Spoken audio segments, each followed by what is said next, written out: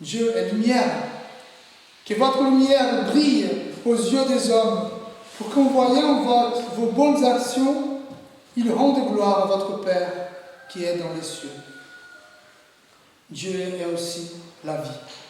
Votre vie est cachée avec Christ en Dieu, votre véritable vie, c'est le Christ.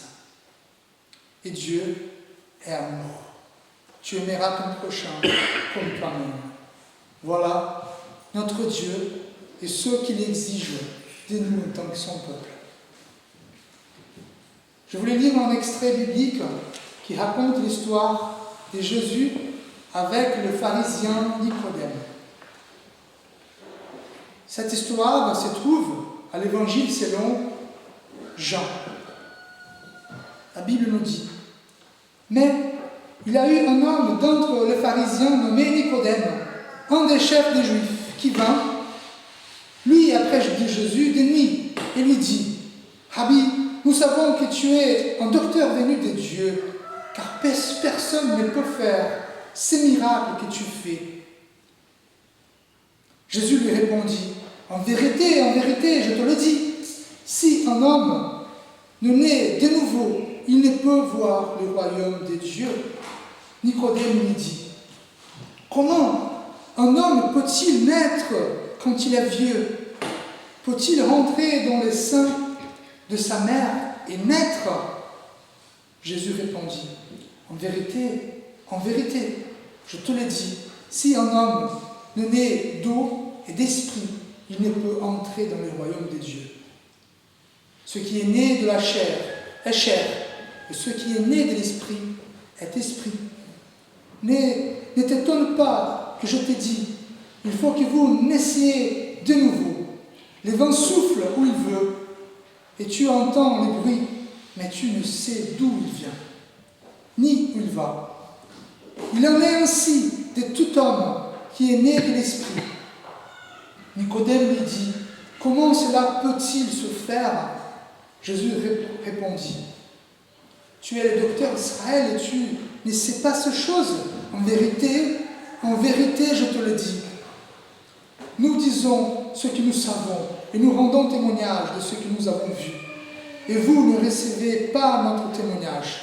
Si vous ne croyez pas quand je vous ai parlé des choses terrestres, comment croirez-vous quand je parlerai des choses célestes?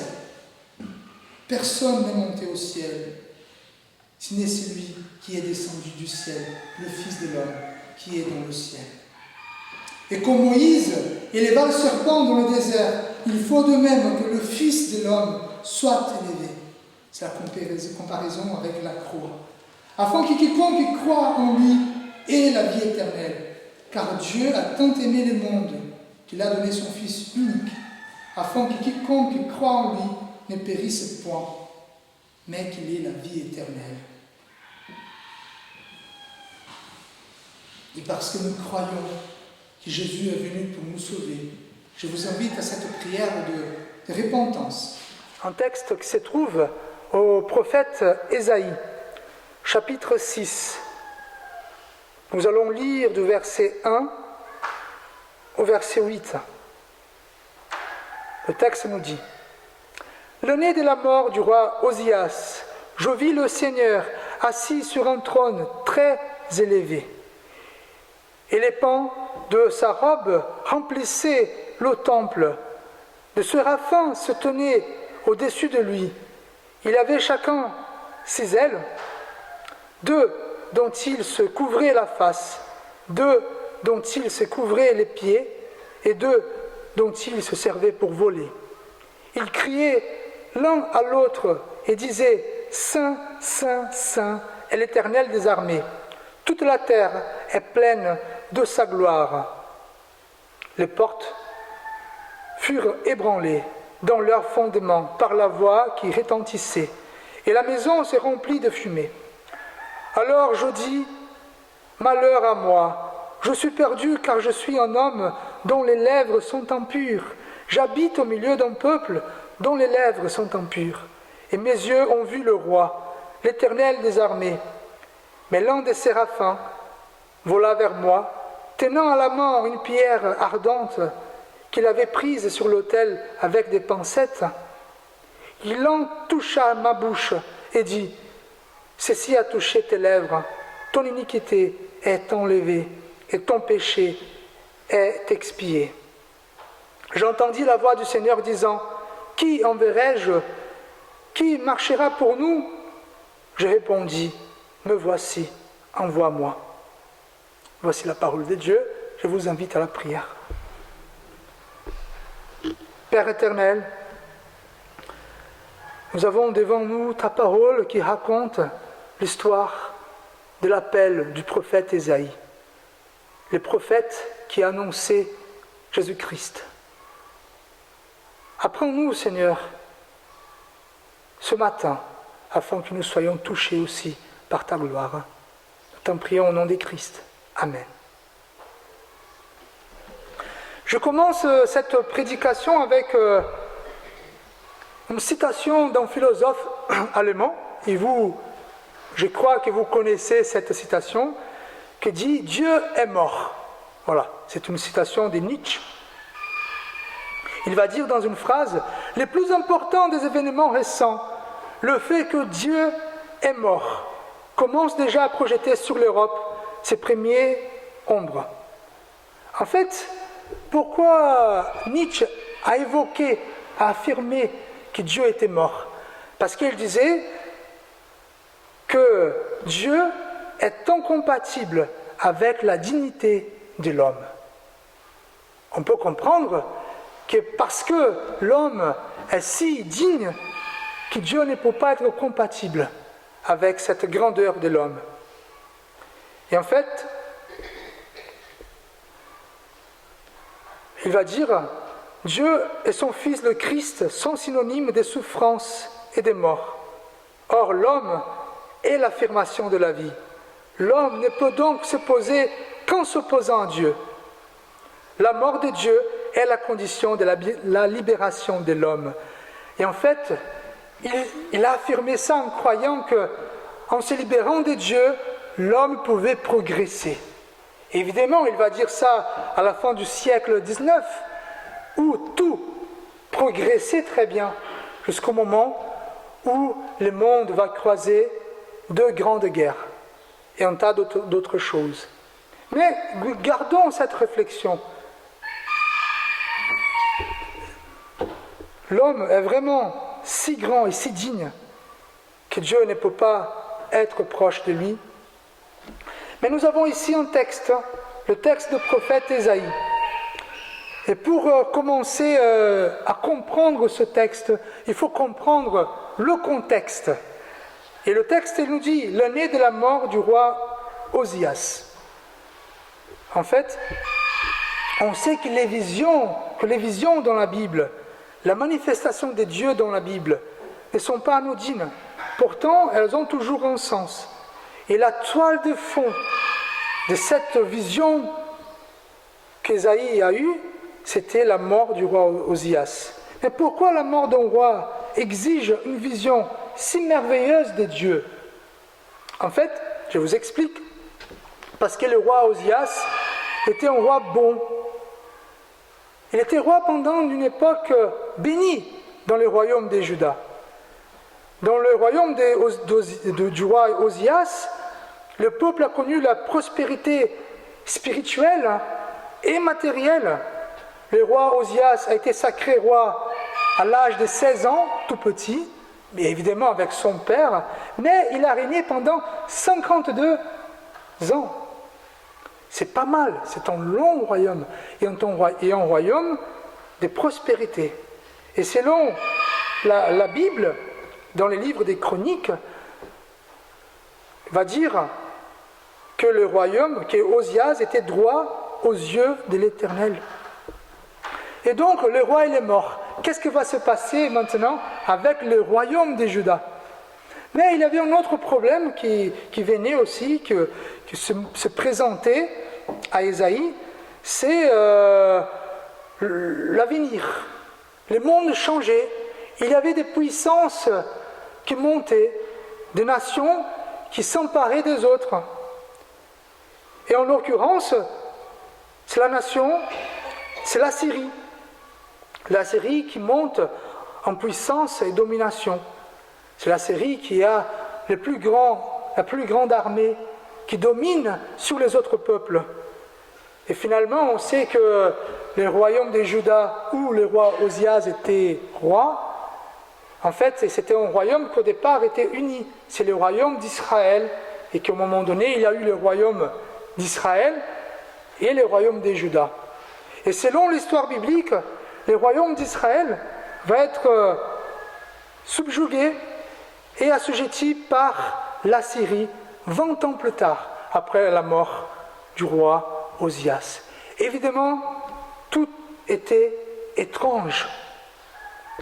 En plus, Ésaïe, selon les dates possibles, il avait à cette époque 20 ans. Donc il était un jeune homme, tout jeune. Et c'est vrai qu'il allait démarrer sa vie dans un monde étrange, dans un monde instable. Et comme dit la parole de Dieu, frères et sœurs, ce qui a été, ce qui sera et ce qui se fait, ce qui se fera, il n'y a rien de nouveau sous le soleil. S'il est une chose dont on dise, vois ceci, c'est nouveau, cette chose existait déjà dans les siècles qui nous ont précédés. En fait, ceux qui connaissaient ce qu'Ésaïe était en train de connaître, c'est rien de nouveau. Et même pour nous, j'estime que la plupart de nous peut dire que nous vivons dans un monde plein d'incertitudes, des crises mondiales, une superpuissance qui dévaste et domine les nations. C'est l'époque de toujours cela. Et on peut se poser la question, d'où viendra le secours pour notre monde? Et quand on regarde les églises, peut-être qu'on peut se dire, peut-être que les églises auront un rôle important. Mais quand on voit nos églises, il nous semble que la solution ne viendra pas de là. Vu sa petitesse au niveau numérique, ça manque de pertinence par rapport au monde. Et puis, quand nous regardons nous-mêmes, nous nous voyons impuissants et fragiles. C'est normal que les jeunes d'aujourd'hui perdent l'espoir. Pour cette raison, Dieu se manifeste à Ésaïe.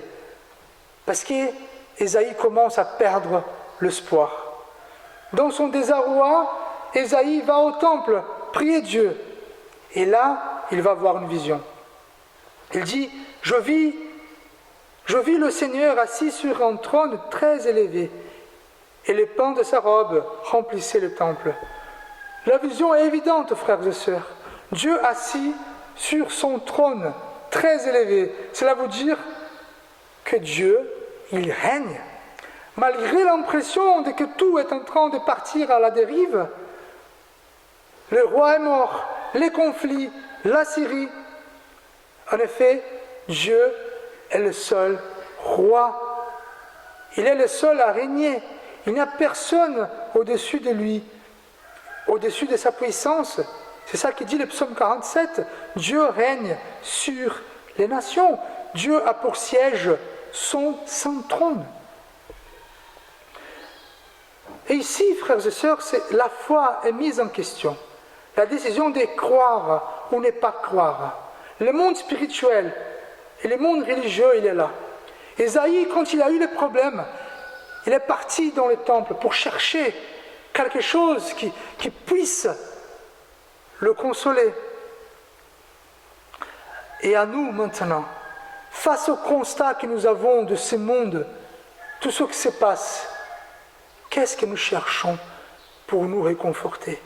Et c'est la décision que chacun et chacune doit avoir. Je vais vers Dieu, je vais recevoir ce que Dieu me donne. Quand les choses échappent de notre contrôle, quand on ne voit pas la solution, nous avons le choix d'aller dans la présence de Dieu. Ici, la présence de Dieu est décrite par le temple, parce que dans l'Ancien Testament, dans le peuple juif, le temple signifiait la présence de Dieu. Et c'est là où Isaïe va trouver du réconfort. Où nous pouvons rester, si nous ne voulons pas chercher Dieu, nous pouvons rester seuls pour trouver les solutions. Nous pouvons rester dans notre angoisse. Nous pouvons essayer de faire tous les genres de thérapies, prendre des médicaments. Et même ceux et celles qui vont essayer de mettre fin à leur vie. Le Dieu de la Bible, le Dieu des chrétiens, est un Dieu souverain. C'est ça qui affirme la parole. Si Dieu, on peut se poser une autre question. Si Dieu est le roi, cela veut dire que tout le mal qui nous survient vient de lui finalement. D'accord, le monde, il est étrangement difficile. Il y a le mal, il y a des guerres, il y a la maladie, il y a la famine. Mais Fabio, tu es en train de dire que Dieu, il règne, il est le seul roi. Donc ça veut dire que toutes ces choses sont des œuvres de sa main.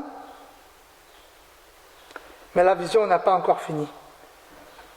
Selon le texte, 2 êtres extraordinaires apparaissent. 2 anges, 2 séraphins, comme dit le texte. Donc c'est le seul récit où il y a des séraphins dans la Bible.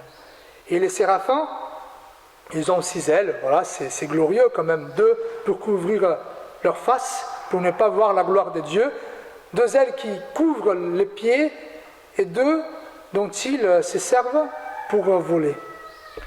Et les séraphins, ils sont en train de louer Dieu. Qu'est-ce qu'ils sont en train de chanter? Saint, Saint, Saint. Alors ici, nous avons une façon de donner l'emphase, c'est dire 3 fois. Donc, ce qui est en train de se passer, c'est que ces anges sont en train de chanter la sainteté de Dieu.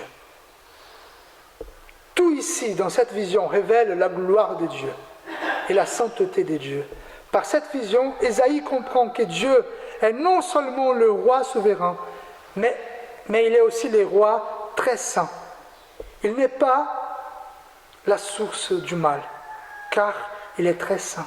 Et frères et sœurs, le fait de Dieu être le roi souverain ne veut pas dire qu'il est à l'origine du mal, ou qu'il ne se soucie pas de la méchanceté, car il est saint, et le moindre mal ne peut pas venir de lui. D'accord. Comment finalement résoudre cette équation? Le mal est là, Dieu est le seul roi, mais Dieu ne peut pas, et ne veut pas créer le mal. Quelle est la réponse finalement? Devant la gloire et la sainteté de Dieu, Ésaïe n'a pas pris un jour pour comprendre les problèmes du monde. Quand on s'approche de Dieu avec un cœur sincère, on découvre quel est le problème du monde. Et qu'est-ce qu'Ésaïe va conclure? Malheur à moi, je suis perdu car je suis un homme dont les lèvres sont impures. Et la impurité, c'est dans un sens de calomniateur. Voilà, c'est quelqu'un qui parle mal, qui médise les autres. J'habite au milieu d'un peuple dont les lèvres sont impures, et mes yeux ont vu les rois. À ce stade, le prophète a déjà pris conscience de la situation politique désespérée. Il a pris conscience de la sainteté impressionnante de Dieu, et voilà qu'il prend soudain et brutalement conscience de lui-même. Le jeune prophète qui prononçait des malheurs sur les autres doit maintenant prononcer les malheurs contre lui-même. Donc, l'annonce prophétique ne suffit pas. C'est ainsi que chaque membre de la nation doit en venir à reconnaître sa condition devant Dieu. Mais ce n'est pas la reconnaissance de sa finitude qui écrase Ésaïe. Ce n'est pas le fait de savoir que Dieu est trop grand, il est trop petit. Non, ce n'est pas cela. L'élément premier de la sainteté de Dieu se distingue. Et donc, il comprend que Dieu est saint et pur, et lui est impur. Et cela, c'est compliqué. Chez les Hébreux, l'impurité est l'absence de la présence de Dieu. Donc, quand il dit « mes lèvres sont impures », ça veut dire que Dieu n'est pas en moi. On peut se dire « mais Fabio, les lèvres, ce n'est pas le cœur ». Mais en fait, ce qui comprenait le peuple hébreu, c'est que les lèvres, c'est l'expression du cœur. On parle ce qui est à l'intérieur. Et un jour, j'étais à côté d'un pasteur, Et voilà, il y a un gros mot qui est sorti. Donc j'ai dit au pasteur, j'étais un peu inquiet, ah désolé, ça m'échappait. Il a dit non, ça n'a pas échappé, ça a débordé en fait. Donc en fait, il y avait trop dans mon cœur qu'à un moment donné, les lèvres vont dire ce qui est à l'intérieur. Donc la conclusion du prophète Ésaïe, c'est ça. En fait, Dieu, mes lèvres sont impures, Dieu n'est pas là. Ça veut dire, Dieu n'est pas dans mon cœur. Alors, quoi faire maintenant? Donc finalement, les problèmes du monde, c'est pas les puissants, c'est pas les méchants, c'est pas ceux qui aiment la guerre, c'est nous, c'est les êtres humains. Nous n'aimons pas trop Dieu, nous n'aimons pas assez Dieu pour faire la différence. Quelle est la solution? Dieu, il veut purifier son peuple et non pas l'anéantir. C'est ça qui va se passer. Ésaïe n'en pleure pas la miséricorde. Il ne fait pas des grands vœux pour Dieu le délivrer. Il dit seulement malheur sur moi. Mais Dieu, dans sa bonté, qu'est-ce qu'il fait? Il a un ange qui prend une braise qui est à l'autel, vient pour mettre cette braise sur sa bouche, dans un symbole de purification. Voilà. Dieu n'a pas demandé des sacrifices. Dieu n'a pas demandé des pénitences. Dieu n'a pas fait des exigences. Il a simplement purifié Ésaïe. Oui, les amis, quoi qu'on dise, on peut bien accuser Dieu pour tous les mâles dans le monde, pour les mâles dans notre travail, dans notre famille. Mais les grands problèmes, c'est nous, c'est les humains. C'est nous qui avons des problèmes. C'est nous qui avons toujours faim des choses, soif, sommes toujours affamés. C'est nous qui avons les lèvres impures, car notre cœur n'appartient pas à Dieu. Si nous ne reconnaissons pas notre condition, ça va être difficile d'avancer. Mais si nous reconnaissons, Dieu viendra pour nous purifier. Et comment être pur? Comment se purifier? À ce stade de notre prédication, on doit parler de Jésus. C'est Jésus seul qui peut nous purifier. J'insiste, être purifié n'est pas seulement, n'est plus péché, n'est pas péché, mais être purifié veut dire appartenir, corps et âme, à Dieu. D'ailleurs, heureusement, la seule manière d'appartenir à Dieu, c'est de croire en Jésus-Christ. Appartenir à Dieu ne vient pas pour le sacrifice, la pénitence, les bonnes œuvres, non, c'est par la foi seule.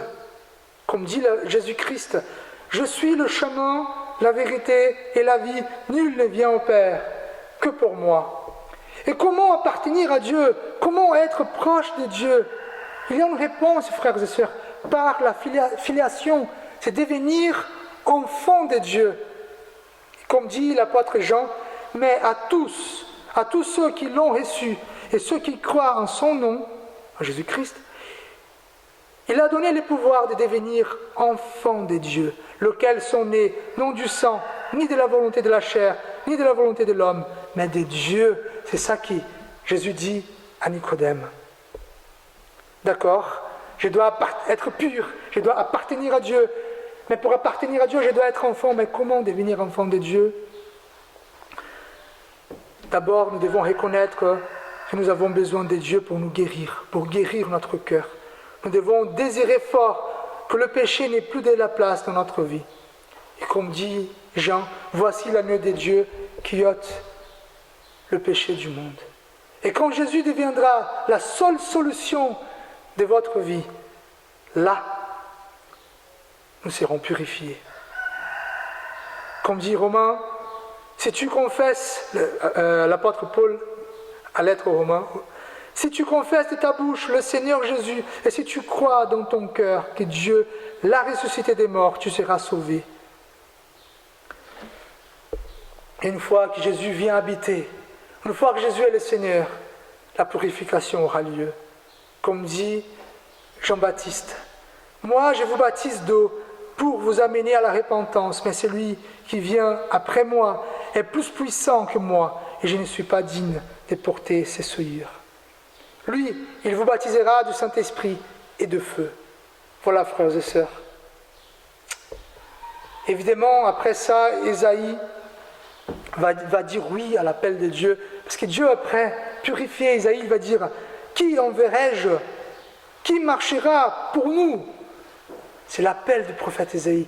Ésaïe, touché par la gloire de Dieu, purifié par Dieu, qu'est-ce qu'il va dire? « Me voici, envoie-moi. » Je vais conclure. Je crois que nous avons bien compris qu'Ésaïe a voulu transmettre par son expérience, par son contact personnel avec Dieu, il a découvert que le grand problème de sa société, c'est d'abord lui et son peuple, et que malgré cela, Dieu continue à régner et de s'occuper de tout, même quand le bon roi n'est plus au trône. Je voudrais rajouter une chose pour conclure. Voilà, donc vous avez compris. Même si le monde se semble étrangement difficile, Dieu est encore le roi. Mais je voudrais rajouter une chose, l'importance de la religion. Aujourd'hui, on écoute toujours à la religion, ça vaut rien, la religion. Il y a une importance, je vous dis pourquoi. La religion, avec toute son imperfection, nous aide à avoir ce contact avec le surnaturel. Par exemple, l'Église, les temples, les cultes, la louange, la sainte scène, la prière, l'art dans l'Église, on peut toujours toucher aux choses. Et les grands reproches que je fais au temple protestant, en fait, désolé, mais c'est qu'on a perdu tout ce qui est beau, ce qui est dans une église catholique, quand on rentre et on voit beaucoup de choses. À l'église protestante, on n'a plus ça. Mais en fait, toutes ces choses-là sont très importantes pour que nous puissions avoir ce contact avec le surnaturel. Malheureusement, notre génération, la mienne aussi, notre génération a appris nos enfants qu'il vaut mieux faire du sport qu'être auprès de Dieu, qu'il vaut mieux aller à la plage, qu'il vaut mieux dormir qu'être près de Dieu. Nous avons appris à nos enfants que c'est mieux de rester chez nous, prier tout seul, que prier avec des frères et sœurs. Et finalement, nous faisons comme Nietzsche. Nous disons il faut s'éloigner de Dieu afin que vous puissiez vous développer, être des grands. Il vaut mieux étudier pendant le week-end qu'être auprès de Dieu. Il faut mieux faire tout sauf être avec des frères et sœurs. Et finalement, chers amis, c'est ce que je crois.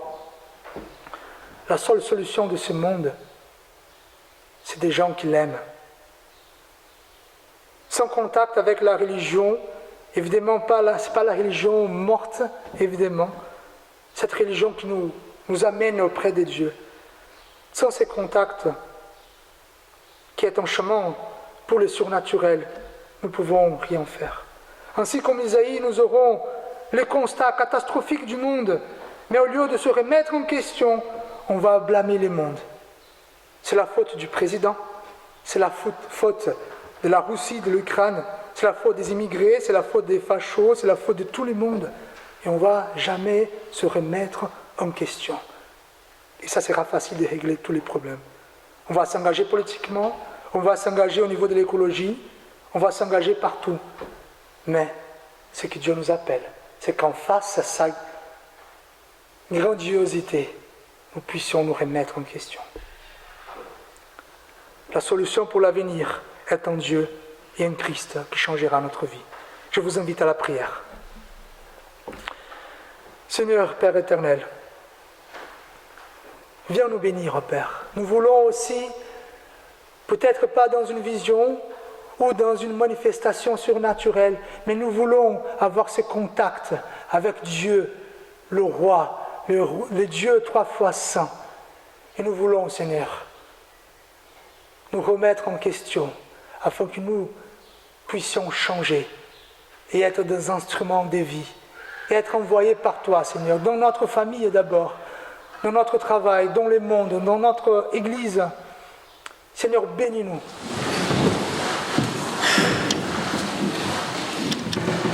La parole de l'apôtre Paul.